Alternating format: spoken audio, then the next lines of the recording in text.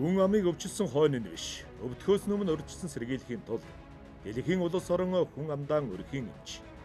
Өрхийн эмнэлгийн тогтолцоогоор дамжуулан хүн бүртэг хүрч бүх нийтийн эрүүл мэндийг хамгаалахад ихээхэн ач холбогдол өгүүлсэний үр дүнд өнөөдөр дэлхийн 150 гаруй оронд өрхийн эмч, өрхийн эмнэлгийн тогтолцоо үүсэн хөгжиж байна.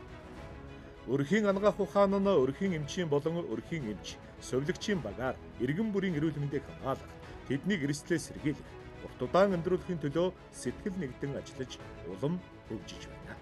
Одоо ер нь анхаарчны тусламж үйлчилгээг хөгжүүлэх талаар ямар бодлого барьж байна. Тэрэндээ нийцүүлж манай одоо энэ өрхийн эмнэлэг цаашдаа яаж хөгжих вэ гэдэг талаар бодлогыг тодорхойлох энэ одоо үнцгтэр ирж байна. Тэгээд 25 жилийн ойгоор цаашдаа өрхийн эрүүл мэндийн төвүүд улам одоо иргэндээ ойртсон. За өрхийн эрүүл мэндийн төвдөр хамгийн гол нь хамгийн сайн эмч, туршлагатай эмч, чадвартай одоо эм цэвэрлэгчийн баг бүрдсэн. За тэдний одоо цалин хангамж нэлээд сайжирсан. За цаашдаа бол одоо дэлхийн нийтээр одоо тагал болж байгаа халдвар төсөвч одоо жишээ нь даралт ихсэлд чихрийн шижин хор тавдрыг хамгийн их илрүүлсэн өөрсдийнхөө одоо бүртгүүлсэн иргэдийг одоо эрүүл урт удаан наслахад одоо чухал нөлөө үзүүлсэн ийм одоо том суур байна гэдэгт итгэж байна. За тэгж хөгжнө гэдэгт итгэж байна. За төр засагч гэсэн одоо манай ерөнхийлөгч за цаашдаа засгийн газарт гэсэн шинэ бодлого хэрэгжүүлнэ. Цаашдаа өрхийн эрүүл мэндийн төвдөр хамгийн сайн туршлагатай эмчнэр хамгийн сайн баг ажиллах юм нөхцөл боломж бүрднэ гэдэгт итгэж байна. Монгол Улсын засгийн газрын 149-193 дугаар тогтоол 1999 онд гарч 1999-с 2002 онуудад нийслэлийн 8 дүүрэг, 21 аймгийн төв, хүн амаа төвлөрсөн томоохон сум, Завхан аймгийн Досон Сэнгэл, Сэлэн аймгийн Зүүн Хараа, Өвөрхөнгай аймгийн Хар хорин, Ховд аймгийн Булган, Дорногов аймгийн Замын үд суманд нийтдээ 249 өрхийн эмнэлгийг байгуулсан түүхтэй. Энэ түүхийн хэлхээ Улаанбаатар хотод хэрхэн зангилагдсан бэ? Үүнийг иргэн санах юм бол 2000 онд нийслэлд анх удаа Сүхбаатар дүүрэг, Баянзүрэг дүүрэг, Орон нутагт, Ховд, Хөвсгөл аймагуудад өрхийн эмнэлгийг байгуулж эхэлсэн. Түүхээс эхэлсэн хөгжил одоо хаана хүрсэн бэ? За өнгөрсөн 25 жилийн хугацаанд өрхийн эрүүл мэндийн төвд маань шатараасан үе хөгжлийг бол харуулж ирсэн. За энэ нь бол анханасаа түрээсийн байранд байсан эмнэлгүүд маань Азийн хөгжлийн банкны хөрөнгө оруулалтаар анхны өрхийн эмнэлгийн байртай болсон. Энэ маань бол жижигхэн 6 өрөөтэй ч гэсэн бид нар тусдаа өрөө байртай, эмнэлгийн зориулттай, өөрийн гэсэн эзэмшилтэй, өөрийн гэсэн өмчтэй, хөрөнгөтэй болж ирсэн нь бол давуу тал байсан. За 2006 оны үед бас дахиж дараагийн шатны эмнэлэг буюу 2 давхар эмнэлэг нь бас 5-6 өрөөтэй байгуулагдаж байсан. За энэ үеэс бол хороо өрхийн эрүүл мэндийн төв цагдаа гэд нэг цэгийн үйлчилгээг хэрэгжүүлж эхэлснээрээ иргэдэд тусламж үйлчилгээ үзүүлэхэд хорооны иргэд засаг захиргаа нэгжтэйгээ хамтраад ажиллахад бас боломжтой болсон. За 2012 онд хамгийн сүүлийн үеийн одоо загвар болоо нийслэлийн ихэнх өрхийн эрүүл мэндийн төвүүдийн ажиллаж байгаа 9 өрөө бүхий энэ цогцлбор байр бол ашиглалтанд орсон байдаг. Эмч байх тэр дундаа өрхийн эрүүл мэндийн төвийн албан хаагч байна гэдэг. Өөрөө хариуцлагатай хийгээд бахархалтай алба гэдгийг уулзсан эмч совилогч бүр дурсан ярих дуртай. Амьдралынхаа 25 жилийг энэ албанд үнэнчээр зүтгэж, амьдралаа болгож, дурсамжаа бүтээж яваа эрхэм та бүхний төлөөлөл ингэж бахархан дурсаж байна.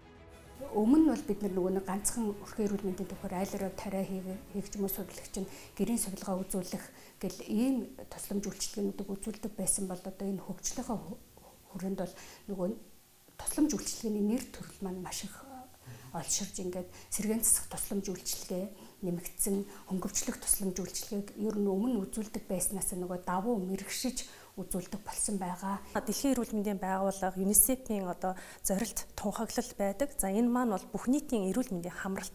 Энэ бүх нийтийн эрүүл мэндийн хамралтан дээр өрхийн эрүүл мэндийн төв буюу анхан шатны тусламж үйлчилгээний үүрэг ач холбогдол бол маш чухал юм а гэдгийг бол тодтогдсон байдаг. Тэгэхээр өнөөдөр бид нар зарцуулж байгаа ялангуяа урьдчилан сэргийлэх оновчтой тогтолцоог анхан шатаараа дамжуулж бий болгож баг одоо өртгөөр их ирээдүйд гарах зардлыг одоо хэмнэж иргэдийнхаа эрүүл мэндийн эрүүл идэвхтэй насч буюу дундаж наслтыг нэмэгдүүлэхэд хамгийн их ач холбогдол одоо үүрэг гүйцэтгэж аваа салбар бол энэ өрхийн ангаах ухааны салбар юм байнамаа. Аливаа бүхэн хууль дүрмтэй.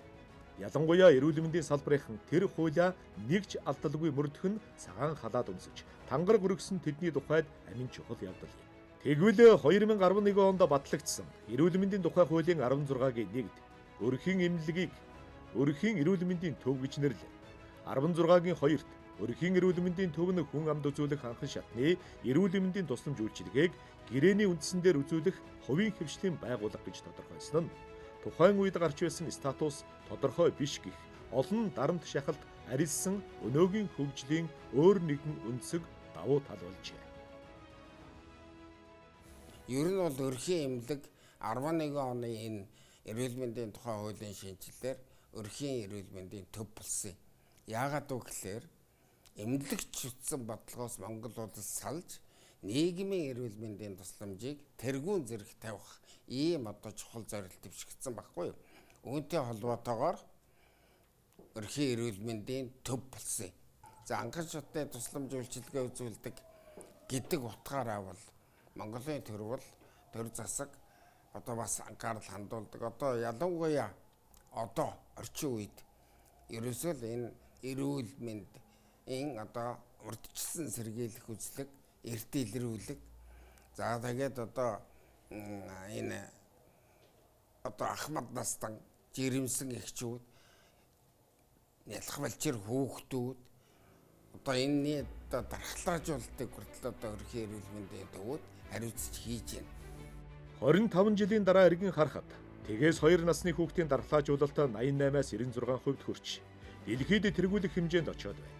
Тэгээс 1 насны хүүхдийн хяналт 1999 онд 2024 онд 95% хүрч үүний үр дүн тэгээс 1 насны хүүхдийн мэдээлэл 1999 онтой харьцуулахад мянган амьд төрөлхтөнд 3.4 промиллээр буурч жирэмсний эхний хяналт 1999 онд 55% байсан бол 2024 онд 91% болж өсснөөр эхийн эндэгдэл буурч эрүүл мэндийн салбарын үзүүлэлт өссөн байна.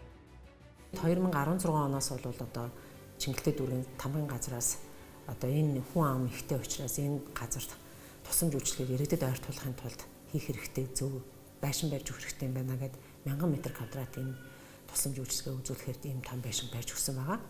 Энэ үед бол бид нар өшөө тусламж үйлчилгээгээ манай даатгалын ерөнхий газраас ч бас одоо тусламж үйлчилгээнийг өргөдөхөн зүйтэй юм байна гэж бодлоод онцлогоо шинжилгээний лаборатори тэгээд дүрс онцлогоо эрдэнэтгийн эхо тэгээд сэргэнс тусламж үйлчилгээг бас нэмэлтээр бий болгож эхэлсэн. За ингэснээрээ бол бас нөгөө өдрийн эмчилгээг бас нэмж өгсөн тийм. Ингэснээрээ бол манай хорооны иргэд бол 2 дахь шатлал руу бол одоо явж тусламж үйлчилгээ авахаа болоод өрхийн эрүүл мэндийн төв дээрээ тусламж үйлчилгээгээ авснараа ойрхон гэрээсээ гараад тусламж үйлчилгээгээ аваад тэгээд онцлогоо шинжилгээгээ хийлгээ шаардлагатай болов шууд эмч рүүгээ ороод өдрийн эмчилгээг шууд аваад явах нь ерөх тусламж төхөмтэй болж ирсэн. Мөн бол одоо хорооны иргэд дээр бол хөгжлийн бэрхшээлтэй одоо дээр нь ахмадууд гэрийн одоо хөгжлийн бэрхшээлтэй хүүхэд байна. Хүүхдүүд одоо байна. Тэд бүгдэн дээрээ гэрээр нь явж гэрийн зөвлөгөө тусламж үйлчилгээ бас үзүүлж байгаа. Бас одоо нэмэлтээр одоо Улаанбуурхан, Томоогийн үеийн вакцинжуулалтыг бас өрхийн эрүүл мэндийн төв бол өөрсдөө иргэдэд үзүүлдэг. Дээр нь ахмадуудаа гэрт байгаа асаргаанд байгаа гэрт байгаа хүмүүстэй мөн 0-5 насны хүүхдүүдийг цэцэрлэг сургууль бүх үзлгүүдээ бас хамтран хийж байгаа юм тохиолдол байгаа. Манай өрхийн эмнэлэгч нь одоо манай дүүрэгт аягүй том эмнэлэгт ордог. Үйл ажиллагаа нь бүгдийн хэвэн байдаг.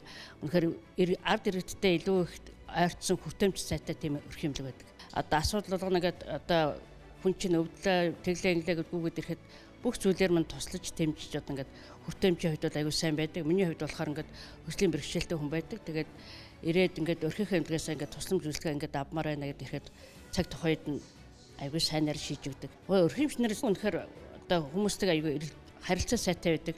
Үнэхээр хүнийхээ төлөө гэсэн одоо бүх зүйлээрээ ингээд сэтгэлээр гаргаж үйлчилдэг юм хамт олон байдаг. Үнэхээр сайн эмч нар ажилладаг, сайн эмч совилогч, асрагч нар ажилладаг.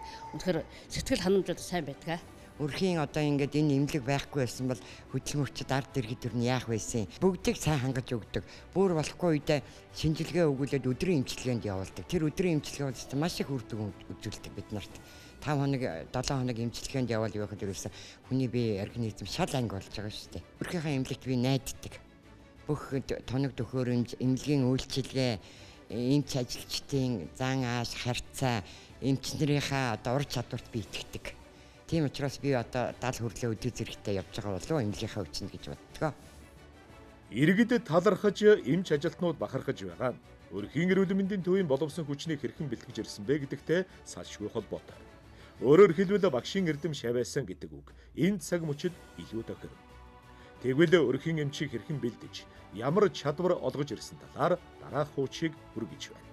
Хуучин бид нар одоо 93 96 оноос эхлээд бид нар өрхийн эмчнэрийг бэлтгэхийн тулд оройн цагаар Азийн хөгжлийн банкны одоо тусламжтайгаар бид нар санхүүжилтийн тусламжтайгаар өрхийн эмчнэрийг бэлтгэж хэлж ирсэн оройн цагаар. За энэ үед бол бид нар нэг 80 гаруй эмчнэрийг бэлтгэж сургасан байдаг. Тэгвэл өнөөдрийн байдлаар бид нар нийтдээ 140 гаруй резидентийн сургалтаар өрхийн эмч нарыг бэлтгэсэн байна. Резидентийн сургалт гэдэг бол өөрөөр хэлбэл энэ өрхийн анагаах ухаан бол өөр шинжлэх ухаан юм а гэдгийг нотолж гаргаж ирж байгаа юм шиг. Бид өнөөдөр зөвхөн өрхийн анагаах ухааны резидентээр маш олон предметүүдийг одоо үзэж байгаа. Өөрөөр хэлбэл бид нар хүүхэд байна, өсвөр насны хөнгөвчлөх байна, настан судлаар байна, дотороор байна тийм. Ялангуяа бид нар сүүлийн үед хүн амын дунд зовлон тохиолж байгаа халдварт бус өвчнөр болвол одоо илүү их мэдээлэл өгч байна, сэтгэц байна, мэдрэл байна. За гэр бүлийн хүчирхийллийн талаар хүртэл бид нар өнөөдөр хичээл зааж байгаа.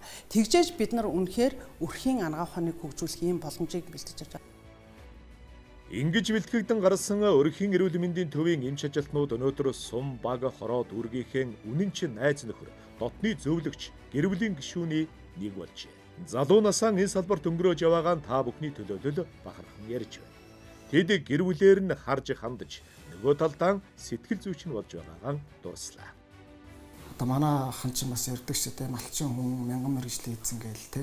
Тэгэхээр одоо яг эрүүл мэндийн салбарын хувьд бол одоо анхан шатны эмнэлэгт ажиллаж байгаа өрх сумын эмч гэдэг бол үнэхээр яг тэр мянган мэргэжлийн эзэн гэж хэллэгт одоо юу гэдэг нийцгэр гэж би бол боддог. Ягаад тэгэхээр одоо дөнгөж хүүхдийг одоо нэг ихийн хөвлөд бүрэлдсэн цагаас нь эхлээд одоо насан өндөр болтол бүх хугацаанд одоо эрүүл мэндийг нь үзэж хянж одоо урьдчилан сэргийлэх бүх арга хэмжээг авч ажилладаг. Дээрээс нь одоо нүүдчих одоо юу гэдэг те одоо хүн нарийн мэргэжлийн эмчнэр бол одоо яг тухайн хүнийхээ өөрийнхөө нарийнсан одоо мэргэжлээрээ чиглэлээрээ үзлэг хийдэг шүү дээ. Одоо тэгэхээр өрхийн эмч бол ерөөсөө хүнийг яг бие цогцоор нь бүтнээр нь одоо сэтгэл зүйс бие махбод бүх чиглэлээр нь үзэж оншилж эмчилдэг. Нийгмийг эмчилдэг гэх юм уу да. Одоо гэр бүлээр нь одоо нийгмээр нь ерөөхдөө эмчлэх одоо зөвхөн эмчлэх цогцлохоос гадна эрүүл мэндийн боловсрол олгох, урьдчилан сэргийлэх, за нэгэн төвчлөөд одоо хүн донж сонсоод одоо амьдралын эцсийн цаг хугацаа ирэхэд хүртэл ингээд одоо хамт хажууд нь ингэж хянаж байж чаддгаараа одоо бусад эмч нараас илүү ялгаатай болов гэж бодож байгаа. Өнөөдрийн байдлаар өрхийн эрүүл мэндийн төвд 1348 их эмч, 1496 өрхийн совилогч мэргэжилтнүүд ажиллаж, өрхийн эрүүл мэндийн төвийн 91% цогцлолоор барилгатай. Өрхийн эмчийн тусламж үйлчилгээнээс шээс, цус, биохим, биометаллургийн хагас бүтэн анализатор аппаратаар 90% хангагдаж, 30 гаруй төрлийн онцлогоо эмчилгээг өрхийн эрүүл мэндийн төв дээр хийж байна. 10-аас 20 төрлийн сэргээн засах тусламж үйлчилгээг иргэдэд үзүүлж, мэргэжлийн эмч нарыг бэлтгэх, зүрхний цахилгаан бичлэгийн аппарат, дүрс онцлогооны сүүлийн үеийн аппарат тоног төхөөрөмжөөр хангагдаж, иргэдэд яаралтай онцлогоо хийж, яаралтай тусламжийн иж бүрэн хэрэгслүүдээр хангагдав. Хүний нөөцийг бүрдүүлэн, 10 гаруй тусламж үйлчилгээг үзүүлэн, хүний нөөц, жил ирэх бүр чадварчин үйл ажиллагаанд төлөвшин иргэддээ тусламж үйлчилгээг ойртуулан, чирэглэлийг багасгаж, лавлгаа шатлалын ачааллыг бууруулан, эрүүл мэндийн салбарын суурь багна болон хөгжиж байна. Тэгвэл хөгжлийн дараагийн чиг хандлага юу вэ? Энэ асуултын хариултыг дараах байдлаар салбарын сайд тодорхойллоо. За 26 оны төсөвт бол ерөөсөө бид анхан шатны тусламж үйлчилгээ дахиад нэмэгдүүлнэ. Ингэж нэмэгдүүлж илүү одоо хаалга баригч гэж нэрлэдэг эмнэлгийг зорж эмнэлгийн орыг шүтэж биш. Эрүүл мэндийн анхан шатны тусламж үйлчилгээний эмч нар доктор сууршилтаа ажилладаг.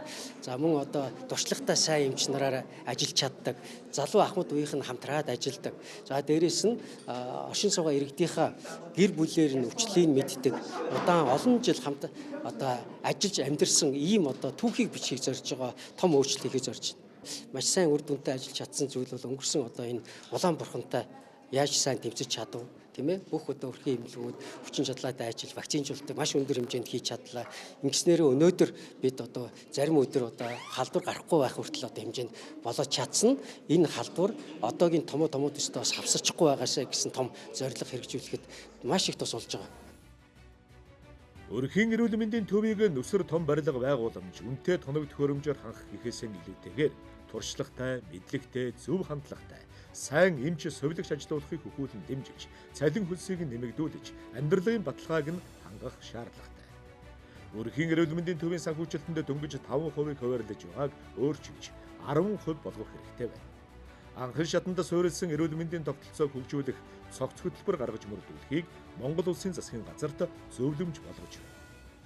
Монгол улсын хүн амын 70%, 2.4 сая хүнийхээ эрүүл мэндийг хамгаалах, тэднийг урт наслуулах, өвчрөл нас оролтыг бууруулахад цэцгэл зүрхээ гарган ажиллаж байгаа 4000 гаруй эмч сувлагч баг хамт олондоо Монгол улсад өрхийн эмнэлэг үүсч өгснээ 25 жилийн баярын мэндийг хүргье.